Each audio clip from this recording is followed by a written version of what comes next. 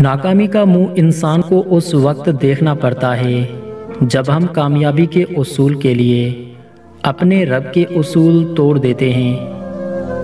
جب تمہیں اللہ کا ذکر سننا اچھا لگے تو جان لو کہ تمہیں اللہ سے اور اللہ کو تم سے محبت ہو گئی ہے۔ جب اللہ چاہتا ہے کہ کسی بندے سے دوستی کرے تو اس کی زبان پر ذکر اور دل میں اپنی فکر کے دروازے کھول دیتا ہے۔ جس کتاب کی ابتدا الحمدللہ سے ہوتی ہے اس پر ایمان لانے والا ناشکرا اور نا امید کیسے ہو سکتا ہے؟ کسی سے نیکی کرتے وقت بدلے کی امید نہ رکھو، کیونکہ نیکی کا بدلہ انسان نہیں اللہ دیتا ہے۔